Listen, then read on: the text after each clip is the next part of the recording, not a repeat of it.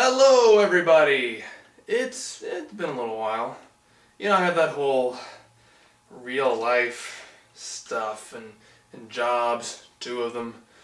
And, it's rare lately to even only work 8 days in a row without a day off. I just finished up one of those, had I think 9 days before that, and then 13 days, or was it 11? Anyway, a lot of days. And I enjoy my work, but when I get home, I'm not gonna lie, the last thing I want to do is work on videos. No offense, I love my videos, but I get home and I'm like, sleepy time. So yeah, productivity's been kind of low, but I do have several videos in the works. One of my computers actually crashed a few weeks ago. I know I had an unfinished script on that. Hopefully I can recover it at some point. So I have lots of ideas, lots of videos in various stages of development. Actually, I'm recording this before I finished the last Batman video, but I should be releasing the Batman video first. But as of this recording, it's not done. But you've probably seen it by now. I'm confused. But aside from that, I still have others in the works besides that, and I do plan to be getting back to Dragon Ball Dissection soon, getting to the next arc. But it's funny.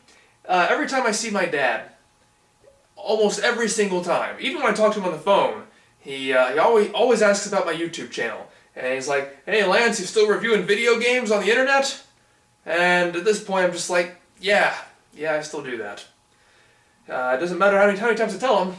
I have never reviewed a video game on the internet before. I review movies and television shows. He still always asks me, you still review video games on the internet? But now I can officially answer that question yes and not lie. This isn't a real review, but just in an attempt to use my little free time I have for my own personal enjoyment, I have gotten back into some kind of gaming stuff. So, and I just beat Final Fantasy IV. It's actually the first time I played through this game since I was a freshman in college, which was Christmas break, so end of 2004, beginning of 2005.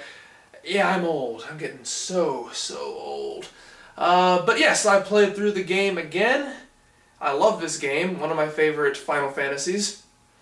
And it's actually one of the first Final Fantasies I ever played. I got really big into Final Fantasy the summer in between middle school and high school. So the summer of 2000, I'll get more into this when I cover Final Fantasy VIII, because that was my first Final Fantasy game. And I'm going to save that story for then, because I enjoy that. But that summer, me and my friend Kelly really got into Final Fantasy.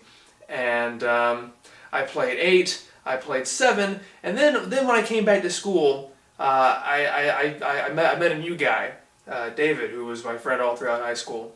And we rode the bus together and everything before we learned how to drive.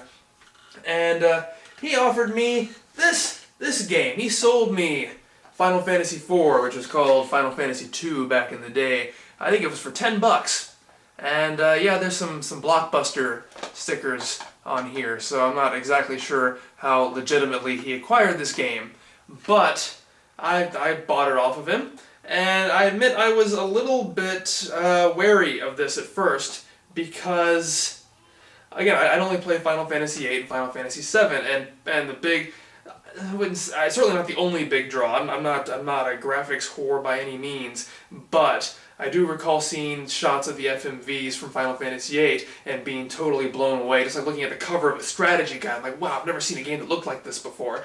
And so part of me was wondering if I only liked the Final Fantasy games for those kind of shallow, graphic-y reasons. And I'm like, this game, I don't know. What if this doesn't? And of course, there was also all of that talk, and which still goes on today, about the old school Final Fantasy fans versus the new school Final Fantasy. The 7 and 8 especially had moved the series away from its roots. All these new mechanics and also different types of settings, the more modern and science fiction-y type elements as opposed to the medieval European fantasy Tolkien-esque worlds of lore. And so I also wanted to see if this would appeal to me. And I actually remember the first night I played this. I got home from school after having bought this from him, and yeah, I fell in love with this game immediately. Uh, and so I put those fears to rest, and I knew that I could enjoy old school Final Fantasy games just as much as anybody else from old school. But yeah, about a year later, wanting to get more Final Fantasy games. I knew that a lot of them had been ported over to the PlayStation.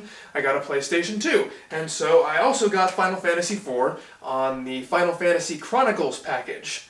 Because, it had the proper labeling, called it Final Fantasy 4. Because even when I bought this, I knew that it wasn't actually Final Fantasy 2. I'd done my homework. I knew that it was actually the fourth game in the series. But I also knew that this was also a much easier version of the game than what came out in Japan. And this had a new translation, although I'm learning it might not be the best translation in the world, thanks to a little website called Legends of Localization. I recommend checking out legendsoflocalization.com. He's a professional translator. I've actually mentioned it before, Clyde Mandolin, also known on the internet as Mato. He did the fan translation for Mother 3, one of my favorite games, sequel to Mother 2, known as Earthbound in the States. And he also, I mentioned him because he was the official subtitler for the original Dragon Ball television series.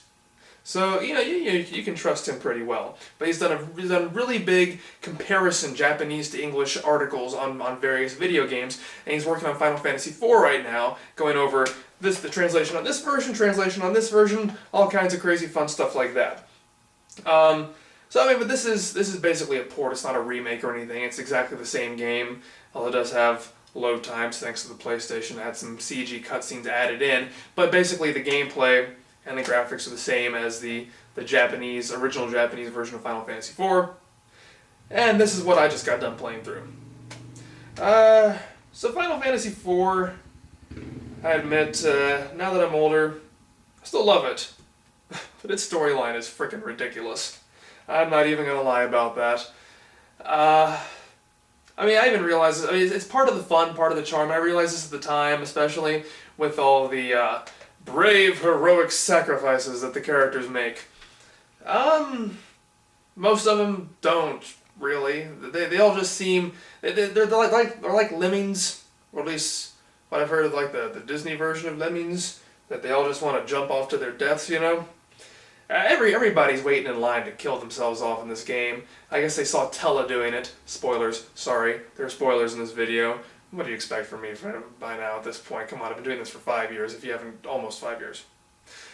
Haven't figured this out by now, there's really no hope for you. But, yeah, it's like they all saw Tella die. But even before Tella, let's see, they lose Gilbert/Edward, whatever you want to call him. Rydia, falls off the boat. She comes back. Yang, he's like, I'm gonna lock myself in this tower and do something, and then an explosion happens, and I'm sacrificing my... That was very unclear. I really don't know what happened there. But he somehow stopped bad things from happening. But it turns out he was okay too. He didn't really die. And then as soon as that happens, then Sid, I gotta blow myself up now. But yeah, he's okay too. It's like every character gets that. Almost every character gets. Oh yeah, and Palom and Parom the same way. I'm turning to stone now, and they come back too. So it's just all these silly, built up heroic sacrifices that they were only mostly dead, I suppose. But so I've always realized that. But again, I forgive that because I always found it so much fun to get all these new characters. And it's like, oh, who's going to be in the party now? Who's going to join Cecil on this crazy quest? And so I always, it didn't bother me that much. It always is kind of, oh, that's kind of silly that they don't really, they act like they're going to die and then they don't. But it was exciting too. Oh, this new event has happened. This new character has joined me. This character has left, and it's sad. I don't get to use. It was especially interesting given how, granted it was the second Final Fantasy game to have more playable characters than you had slots in your row, but especially with later games, they seem to want to give you your characters as early as possible. Which makes sense, because especially given how in-depth the leveling systems are now, you really don't want to have to start over from scratch with somebody new, somebody you don't have, or conversely, they bring them in partway through the game and they're already leveled up to a certain extent and you don't have any control over that. I understand that, but from a story perspective, it's kind of boring. It's like, oh, well, because getting a new character, that was always fun, that was exciting, and that's one of the things I loved about 9 as well, is that you didn't get your entire party together until the end of the second disc, and you still had, like, more minor characters joining you every once in a while, the Tantalus crew and Beatrix and things like that, and so it's always seems to me that once you get your final party settled, the game becomes a heck of a lot less interesting. With Final Fantasy IV, didn't really have that problem. You're almost always getting new characters, and since the leveling system wasn't very complicated, it really didn't matter all that much. You learn spells when you're supposed to learn spells. You just level up, and then that's all there is to it. But the thing I realized during this playthrough I never really noticed before is that, boy, these guys are a bunch of losers, aren't they? The entire game is spent accomplishing nothing, really. Failing at everything you try to accomplish. It's like, oh, well, we're gonna go take this bomb ring to the Village of Mist, and I guess you technically succeeded doing that, but that's not really what you wanted to do, and if you knew you were gonna do that, you probably would have done that. Then it's like, oh, we gotta go to these other kingdoms and protect their crystals. Let's go to Damcyan. Oh, well, too late for that. Let's go to Fabul. Oh, we failed at that. Let's go to Barret. Oh, I lost my whole entire party.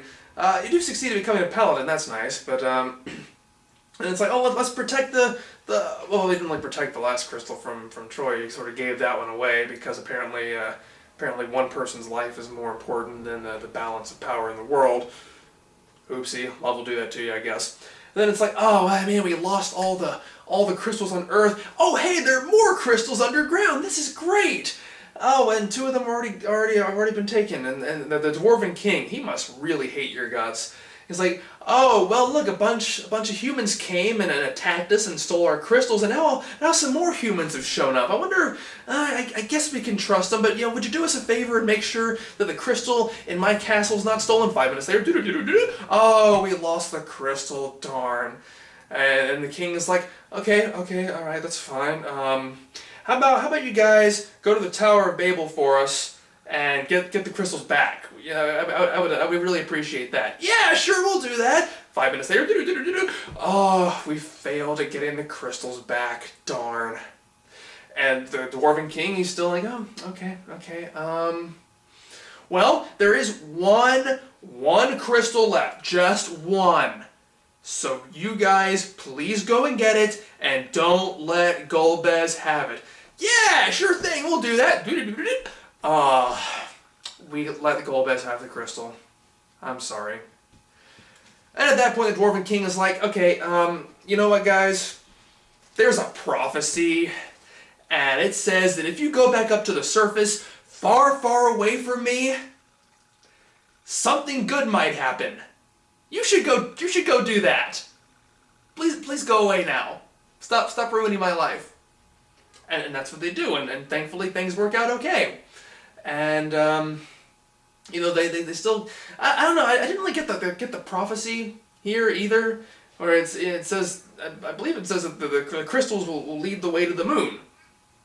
And so actually, since it's been so long as I played the game, I thought that it was after Golbez got the crystals, that's when the lunar whale, the craft that takes you to the moon, I thought that's when that surfaced.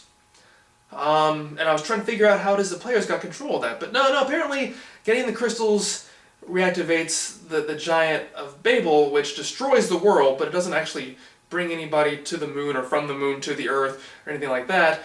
Getting to the moon just means hoping you get to the moon really, really hard, and then you'll get to the moon. And then Fusoya and Golbez, they go straight to the moon anyway, somehow. They didn't take the lunar whale, they just got there. Like, hey, let's go to the moon and defeat Zemus. Sure. Then they get there somehow. So then we go to the moon, and Zemus he beats Fusoya and Golbez, and so we beat Zeromus, or Zeromus, I think the DS version pronounces it that way. And that's it. And then everybody lives happily ever after, including the people who really didn't die because they didn't. Pretty much all of the adult male characters become kings, and then all the adult female characters fall in love with kings. So they kind of get to become queens, I guess. But they don't really get a throne though. Rosa sort of gets to stand next to Cecil. Rosa's such a doormat. I don't like Rosa at all, really. She's just that stereotypical, oh, I must stand by my man, and I'm getting kidnapped again, and won't you save me? And, and of course that wonderful moment when the party decides to go to the moon for the last time, and the men are like, no, fair lasses, you must stay behind because it could be dangerous. Oh, God. Especially considering that, one of those women is your white mage, and you're all going to die within 5 seconds if she's not there.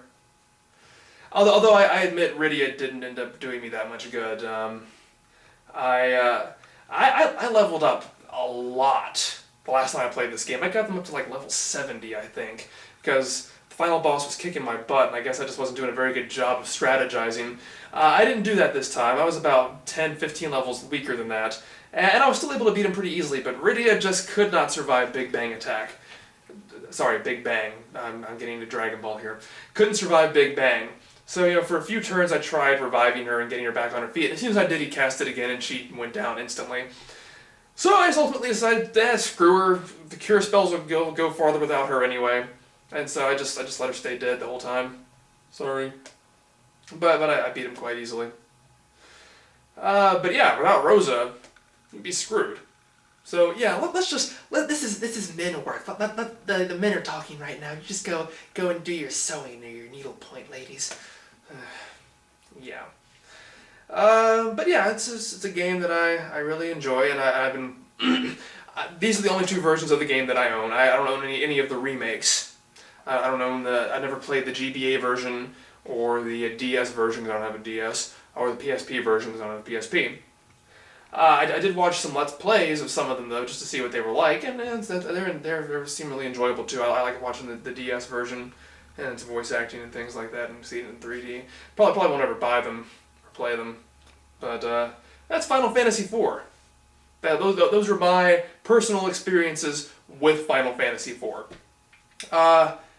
And now I'm really on a Final Fantasy kick now, and I want to replay through all the ones that I have, which is all of them except 2, 3, and 13, and 11, and 14. Yeah, all of them except for those. But so yeah, since I finished Final Fantasy IV, the next one I'm gonna do is this little sucker right here. Yeah, I'm going really old school now. So yeah, those are my leisure activities for right now. I'm going to turn this video off and get back to working on the Batman video that you've probably already seen. See you later!